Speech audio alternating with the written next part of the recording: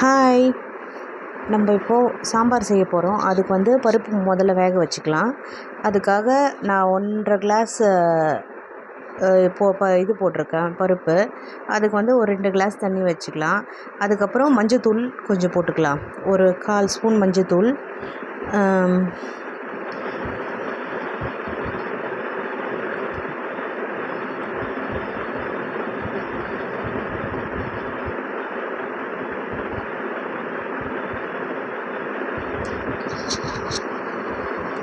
அப்புறம் பெருங்காயம்,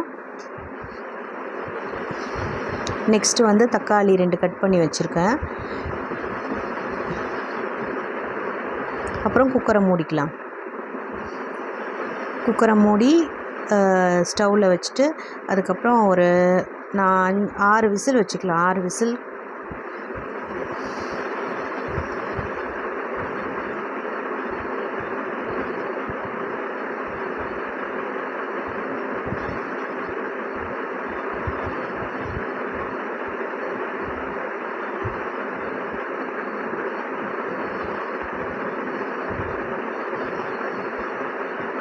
அப்புறம் கொஞ்சம் புளி ஊற வச்சுக்கலாம் சாம்பாருக்காக.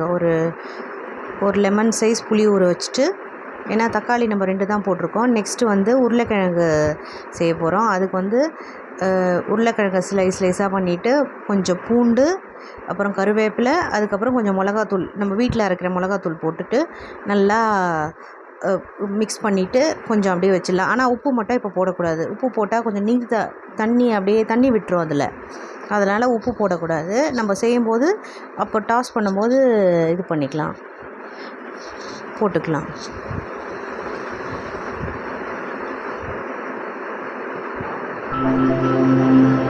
அதை தனியாக எடுத்து வச்சிடலாம். அப்புறம் கடாயை வச்சுட்டு இப்போ சாம்பாருக்கு தாளிச்சிக்கலாம். கடாய் காஞ்சதுக்கப்புறம் எண்ணெய்,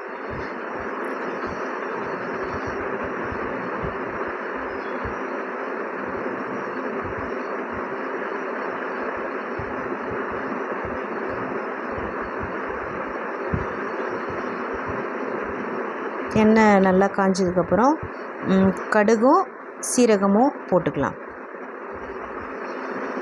நான் கடுகு சீரகம் மட்டும் தான் போடுவேன். ஏன்னா அது எங்கள் வீட்டில் வந்து பிடிக்காது, இந்த காஞ்ச மிளகாய் அதெல்லாம் போடுறது. அதனால் வந்து நான் கடுகு சீரகம் மட்டும் போட்டுட்டு எப்போவுமே நான் சாம்பார் வைக்கும்போது கடுகு சீரகம் மட்டும் தான் போடுவேன். வேறு மற்ற வெந்தயம் அதெல்லாம் போட மாட்டேன். அதுக்கப்புறம் வெங்காயமும் கருவேப்பிலையும் போட்டுக்கலாம்.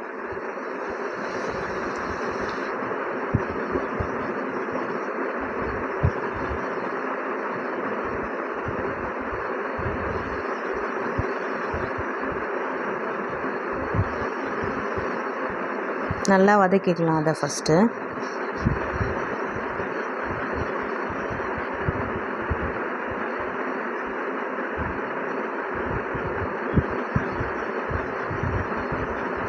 நெக்ஸ்ட்டு புளியை நல்லா கரைச்சிக்கலாம். அது வதங்கிறதுக்குள்ளே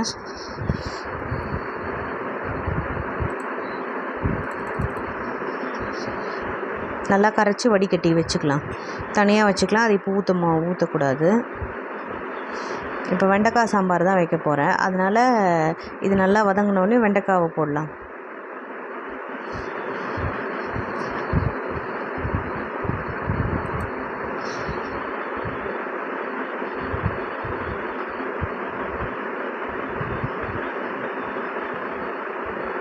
வெண்டைக்காவை போட்டுக்கலாம்.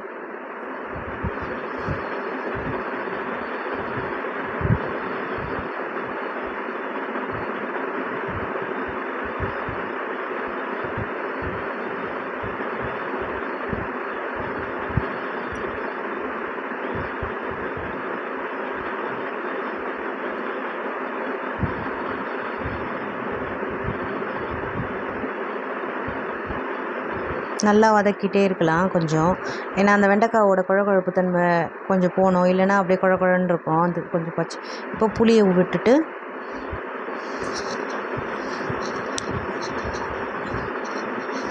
அப்புறம் வந்து நான் வீட்டு மிளகாத்தூள் தான் போடுவேன். இந்த வாட்டி சரி சாம்பார் பொடி போட்டு வைக்கலான்னு சொல்லிட்டு கடையில் விற்கிற சாம்பார் பொடி தான் வாங்கி போட்டிருக்கேன். சாம்பார் பொடி மட்டும் போதும், ஏன்னா அது கொஞ்சம் காரமாக இருக்க மாதிரி இருக்குது. அதனால் வெறும் சாம்பார் பொடி மட்டும் போட்டிருக்கேன். அப்புறம் உப்பு கொஞ்சம் போட்டிருக்கேன்.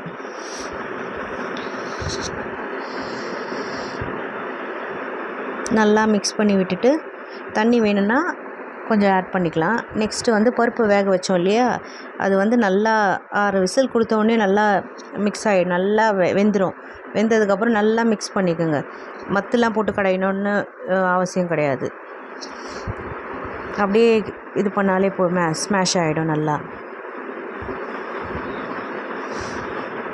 அப்புறம் அதை ஸ்மாஷ் பண்ணிவிட்டு இது கொஞ்சம் இதில் அப்படியே எடுத்து ஊற்றிக்கலாம். நம்ம ரெடி பண்ண அந்த வதக்கி வச்ச வெண்டைக்காய் அதெல்லாம் போட்டு இதில் ஊற்றிடலாம். ஊற்றிட்டு ஸ்டவ்வில் வச்சுட்டு நல்லா மிக்ஸ் பண்ணிவிட்டு, ஏன்னா மிக்ஸ் பண்ணி நல்லா விடுங்க, இல்லைன்னா அடியில் கறி பிடிச்சிரும் அடியில்.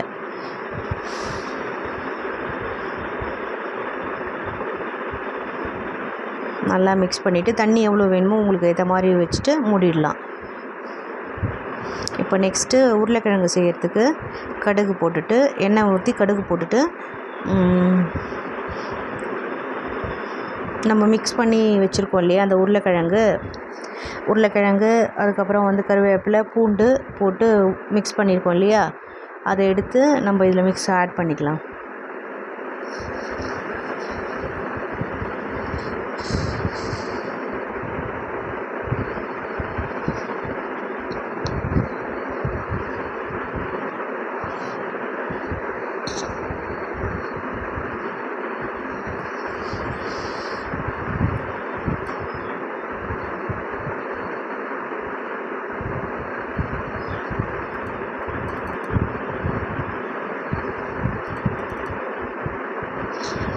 நல்லா மிக்ஸ் பண்ணி விட்டுக்கலாம். ஆட் பண்ணிவிட்டு நல்லா வதக்கிட்டு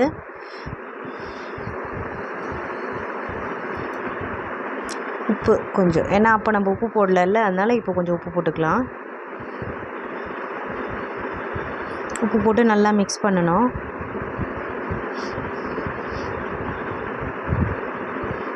நம்ம தண்ணிலாம் இதுக்கு விடக்கூடாது. நல்லா அப்படியே மிக்ஸ் பண்ணி அப்படியே மூடி வச்சுட்டு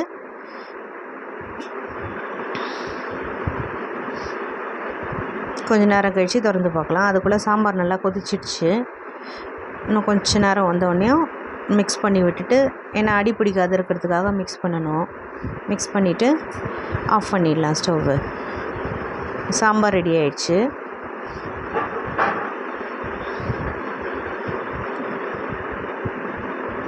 அடுத்து இது திறந்து பார்க்கலாம்.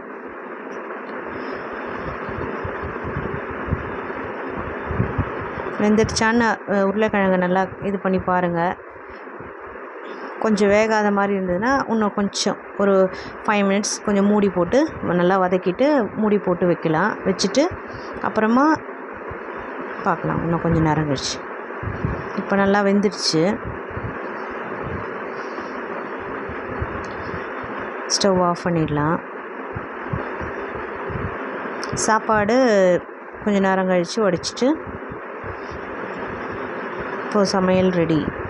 சுட சுட சாதம், உருளைக்கிழங்கு